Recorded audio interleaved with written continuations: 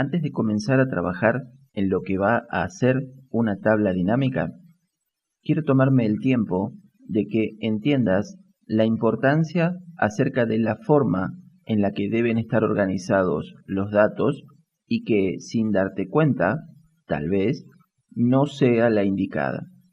Esto lo hago con el único fin en mente de que comiences siempre con el pie derecho, que no debas hacer retrabajos y que si detectas errores o inconsistencias, sepas cómo proceder. Aquí te voy a recomendar algunas de las mejores prácticas para la preparación de datos de origen que se desean resumir utilizando tablas dinámicas de Excel. Hay algunos lineamientos estándar que deben ser respetados, pero como la mayoría de las cosas en la vida, es mejor seguir la regla de que cuando hay una preparación adecuada, se previene el pobre desempeño. Lo primero que debemos entender es que no debemos asumir que por estar en un archivo de Excel, los datos ya están listos para ser convertidos en una tabla dinámica. Estos datos pueden estar en un archivo de Excel sin formato específico o pueden estar en una tabla de Excel y aún así no cumplir con los criterios y condiciones que se espera y se necesita de ellos. Ya sea que se trate de una lista de Excel sin formato específico o de datos dentro de una tabla, la primera condición que los datos deben cumplir es que deben poseer un encabezado que permita identificar los datos que se corresponden a ese encabezado. Por ejemplo, el encabezado de fechas de pedido permitirá mostrar debajo las fechas correspondientes a determinados pedidos. El encabezado llamado ID cliente permitirá mostrar los valores relacionados con esos clientes. Estos datos organizados por los encabezados se llaman registros. Y es importante entender que los registros existen para mostrar datos. Por lo tanto, no podemos permitir la existencia de registros vacíos.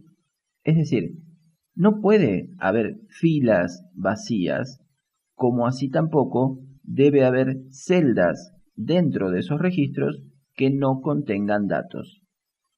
Si estos no estuvieran, debemos buscarlos y completarlos, ya que al momento de agrupar y resumir la información, esta puede mostrar valores erróneos o poco claros.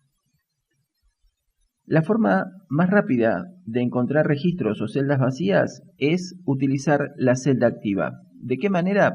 Te muestro.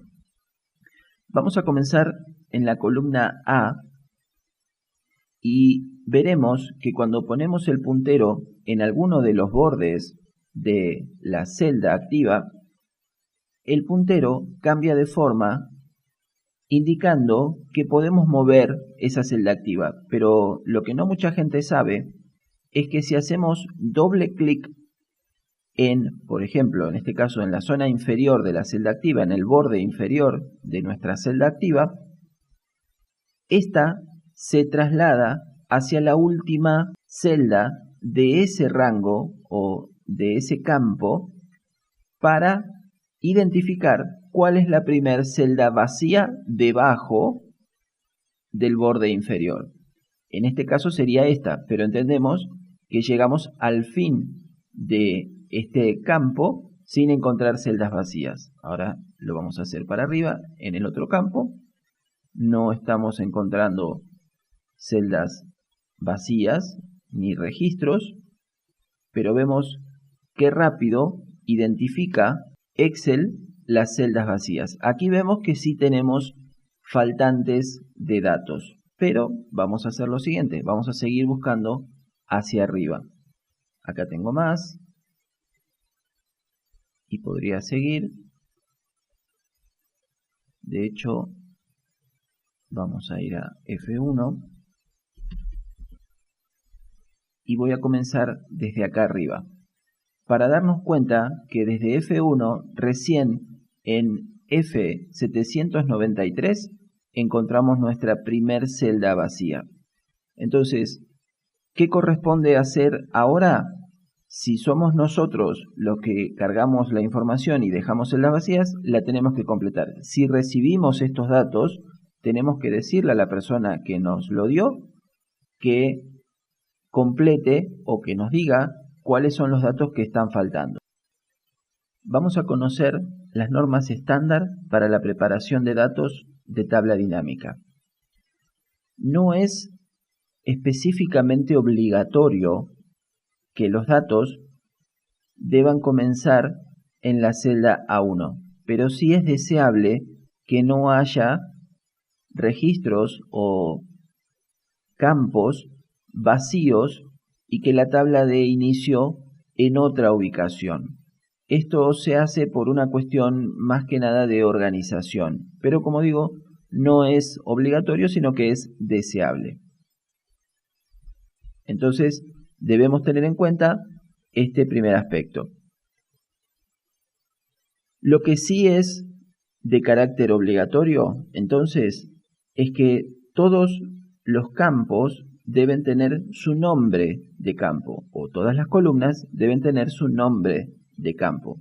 Esto sí es obligatorio. Excel no puede identificar de qué tipo de dato estamos hablando.